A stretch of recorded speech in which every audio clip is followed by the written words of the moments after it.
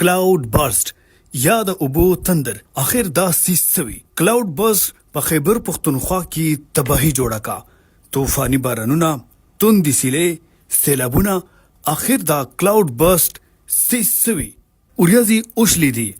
بونیر، مانسهرا، سوات، شانګلا، بټګرام، باجوړ او هر طرف ته تباهي او بربادي جوړه کا. په غرایزي علاقو کې د سیلاب خوفناکه وجه کلاود برست یا د اوبو تندر. کلاود برست یو داسې قدرتي موسمي پیښه ده په کوم کې چې په یو خاص علاقه کې سمدستي او په لږه وقفه کې انتهایی زیات باران کېدل دي. د کلاود برست یا د اوبو تندر لپاره چې کوم ماحول پکار وي هغه ماحول په غرایزي علاقو کې ډیر په اسانه جوړیږي.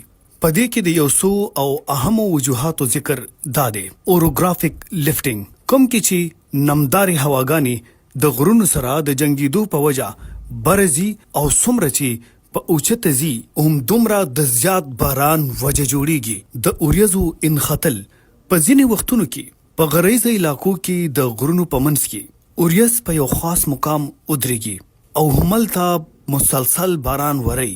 لوکلایزد مقامی موسمي نظام کلاود برست د عام بارانونو برخه نه وي بلکې دا اکثر په یو خاص علاقه کې کوم چې په یو 100 کیلومترو مشتمل وي الته کې محدود پاتې وي او غرونه د دغه محدود دایرې جوړولو کې مرسته ورکوي. په عام او ساده الفاظو کې کلاود برست یا د اوبو تندر صداسي وي. کچری تاسو غني چې اوریځي د اوبو د پاره یو خالی ټانک وي